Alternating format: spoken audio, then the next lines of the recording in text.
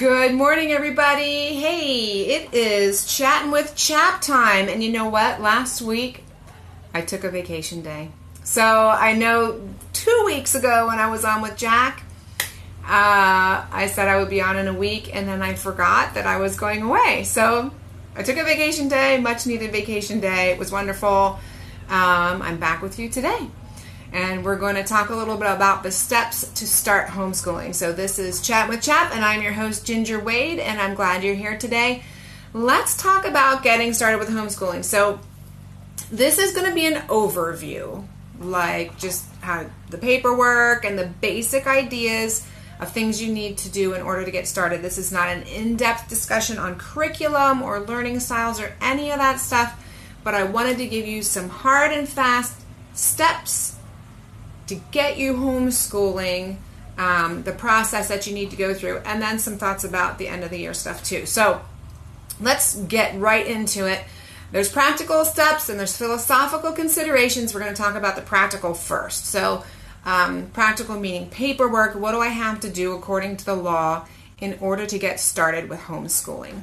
So the first thing you need to do in order to be a homeschooler is to file an affidavit or an unsworn declaration. So a note about this, as homeschoolers, we file paperwork, we do not register. So if your school district uses the word register with you, you can say, well, I'm going to file homeschool paperwork. We actually don't register with them. And the only reason you want to keep those words separate is so that it keeps people from being confused. Okay, no, you're not. Your child is not going to be registered with the public school system. You're actually going to file homeschool paperwork. So at homeschoolpennsylvania.org, if you do not know that website yet, you need to write it down, homeschoolpennsylvania.org. Lots of information. All the law is there. We also break it down into little bits and give you videos and information about all the little different bits and pieces. I've done lots of videos on all those bits and pieces too. But out there is the affidavit and the unsworn declaration and the objectives, all the things you're going to need, the paperwork items you are going to need in order to file to be a homeschooler. So your first step is to take that affidavit or the unsworn declaration along with objectives to your school district office and drop it off. That's it. So it's as easy as that. So a few things about that. What's the difference between an affidavit and an unsworn declaration? The affidavit gets notarized. Unsworn declaration does not. Now you'll notice on CHAP's affidavit, it's a little bit different than the unsworn declaration. In the bottom, as it says that objectives are attached for the affidavit, and the unsworn declaration adds that the immunizations are attached. And the only reason we did that is because between the time that the affidavit was created and the unsworn declaration was created, school districts have started to actually fulfill the law where they are supposed to check and make sure everyone gets immunized. I didn't say we agree with that, but it is in the law that homeschools are supposed to make sure that children are immunized. So we added that into the unsworn declaration and have yet to update the affidavit. That is as of, August 8th, 2023, if you're watching this in the future. So, and the objectives, we have objectives on homeschoolpennsylvania.org, very, very generic, very general. You hand those into the school district and you are a homeschooler. Now, if your child has an IEP, if you have a child that's in school, or if you have been receiving services and your child has an IEP, you do have an extra step in there. You need to have those objectives that you write up for your child for the year to be signed by a special education teacher. So that is one extra step with your child with an IEP. It actually does not change your end of the year process at all, just the beginning of the year filing process. So as far as immunization records, if you want more information regarding that, handing in the actual records or an exemption for immunization, please check out Chattin with Chap episode 165. I go through it in super detail and explain the whole thing and the whys and wherefores, and that will give you the information that you need. And that's it. This is all you need to do to become a homeschooler. That's it. There's no hard process. The school district does not approve your homeschool. So many of them send letters out to homeschoolers saying, oh, we received your paperwork. You're now approved to homeschool. Well, that is not a thing. They did receive your paperwork. That is something they need to do. But they do not approve your homeschool. Once the paperwork is into the school district, you are a homeschooler. End of story. So some thoughts to ponder for those of you out there who have children in public school that you are pulling out to homeschool. This especially applies if you are pulling your child out in the middle of the school year. Okay, so right now it's summertime. You might be filing your paperwork, no big deal. But if you're watching this video later and you're deciding you want to start homeschooling and it's the middle of the school year, it might be wise to file with your affidavit, unsworn declaration, objectives. It might be wise to write a withdrawal letter and give that to the office also at your school district. Now, that is not required by law. You do not have to do that. One reason we suggest doing it is to alleviate any confusion that might be within the school district office. Like there might be someone handling homeschooling and a different person handling the registration, depending how big your school district is. So they might not communicate, and then they might think your child is truant, and it gets kind of a little confusing. So you may, especially if you're doing this in the middle of the school year, want to file a withdrawal letter to your public school, and then file your affidavit and unsworn declaration immediately, the same day. Another thing to consider, if your child does have an IEP and you and this could be like as you start homeschooling or you've been homeschooling for a few years with an IEP and you think, I'm not seeing the value in continuing this IEP because I'm right there with my student, I'm working with them. I don't need someone else to give me a plan for my child because I see what my child needs. If you decide to revoke your IEP, you can just write a letter saying, we revoke the IEP, we no longer want to use that. You hand that in, and then you do not need to do the extra step of having a special education teacher sign your objectives. That's something to consider and to think about. And then end of year items, I'm going to get to those a little more specifically in a few minutes, but end of year items, portfolio log, days. I just did something on these topics, episode 211. Chattin with CHAP, I just did a few weeks ago, and then evaluations. We have lots of information regarding evaluations. Episodes 12, 118, 119 will tell you all about evaluators and evaluations. And then testing, that's episode 8. I'll talk about that in a few minutes too. So those are end of year items, but I'm just getting you started. This is the beginning of the year stuff, right? Okay. So we're homeschoolers now. We filed our paperwork.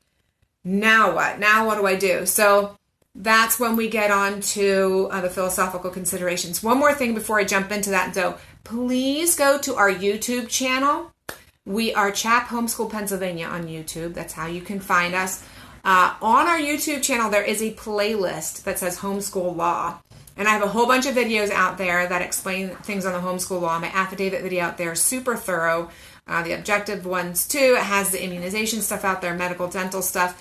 There's lots of information out there on that playlist on YouTube, or Homeschool Pennsylvania. You can go out there, and all this stuff is out there also. So jumping into the philosophical considerations.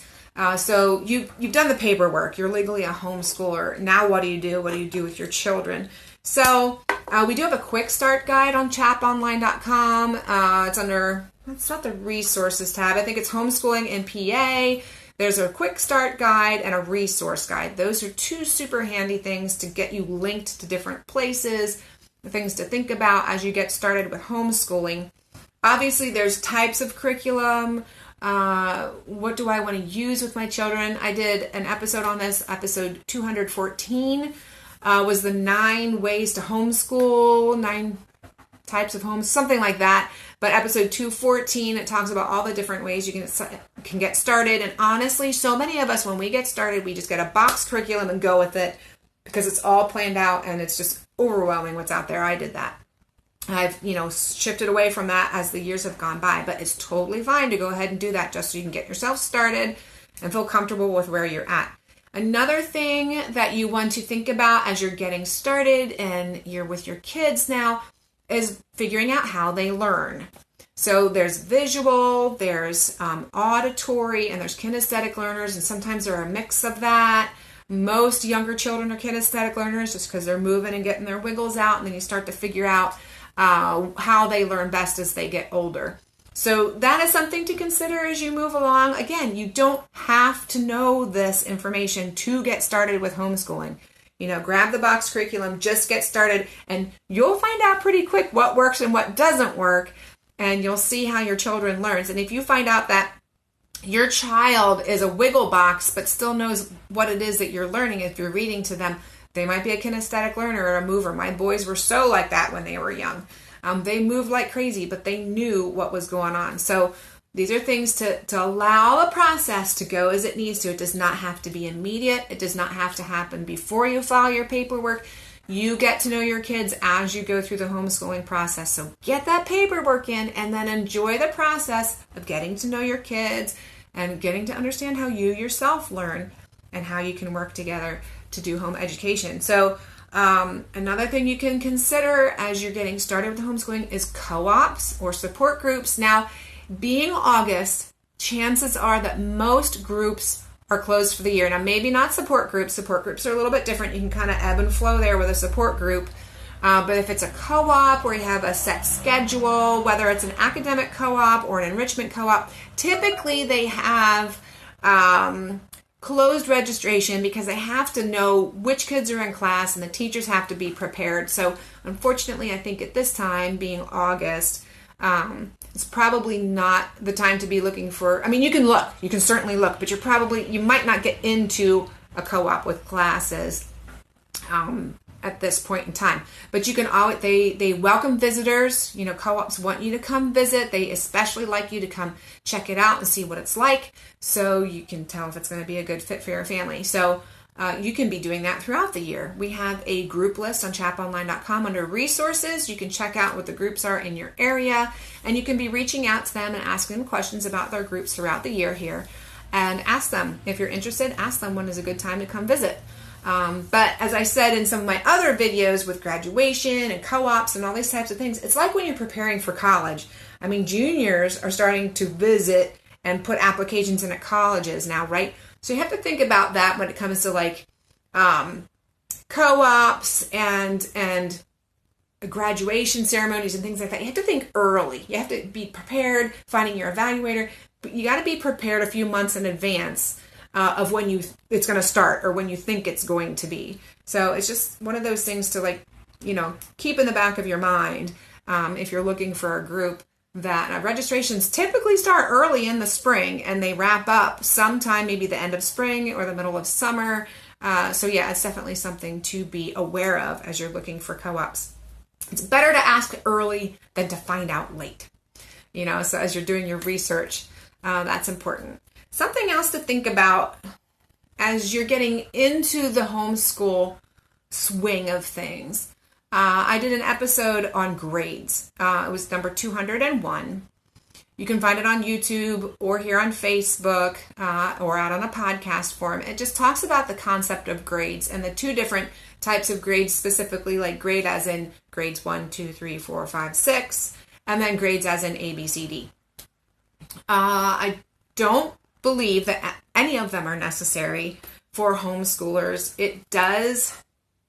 We don't put grade information on our affidavit, on our paperwork. We put age information. Now, the school districts typically assign a grade based on the age, but as a homeschooler, you don't really have a grade. You're just learning the next thing.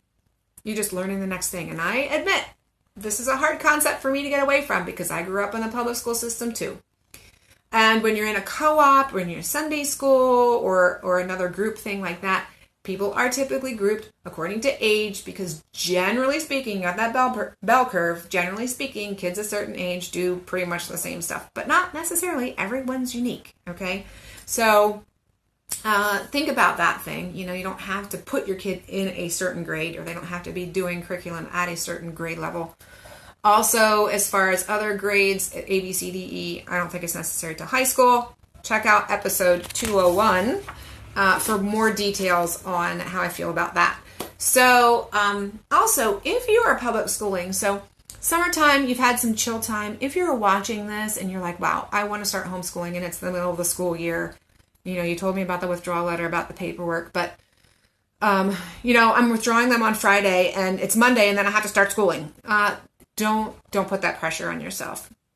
It's okay to take what I call detox time, de-school time.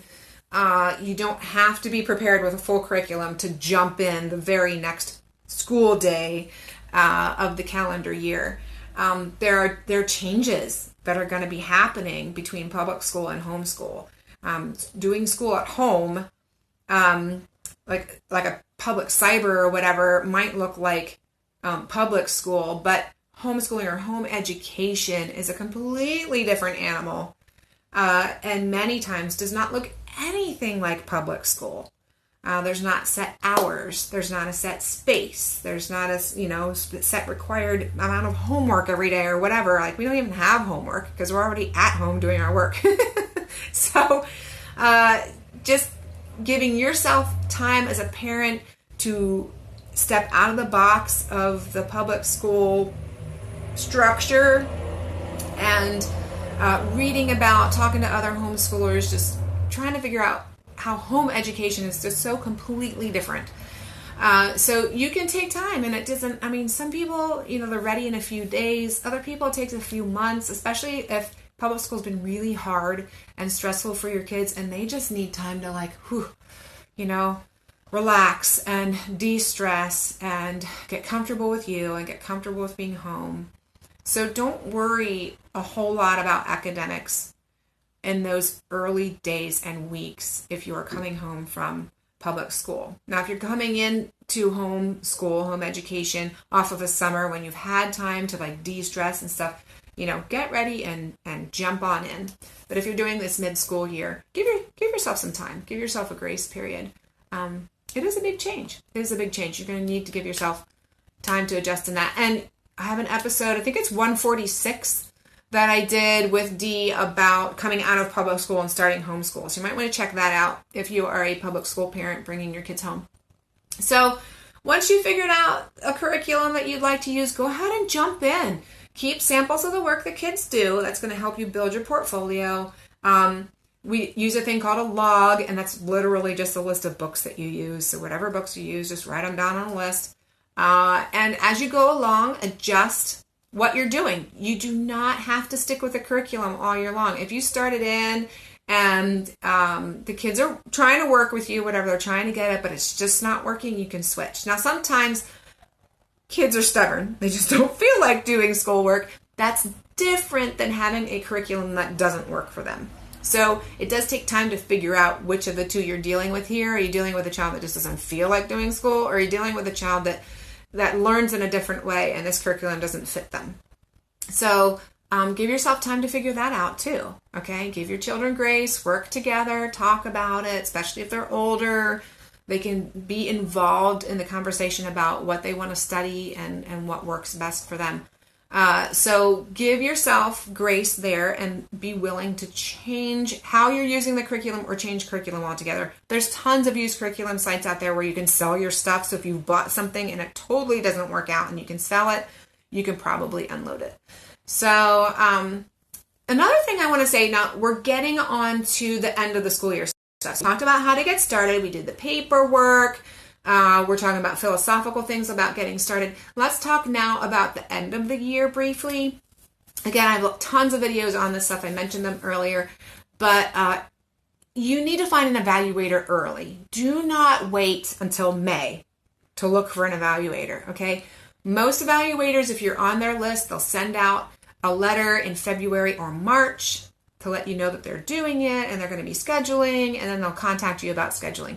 So I'm thinking January, February, March timeframe, no later than March. You can get on our list at chaponline.com. There's an evaluator listing that you can look people up under the resources tab. Be reaching out to evaluators, and feel free to talk to different evaluators. If you don't talk to other homeschoolers and find an evaluator by word of mouth, which by the way is probably the best way to do it. If you look on the evaluator listing and call someone, just talk to them a little bit about what's your philosophy, how do you feel about whatever style of homeschooling you're doing. traditional, box, unschooling, what are you looking for in an evaluation? What do you do with the kids during an evaluation? This type of thing. Just to get to know them a little bit.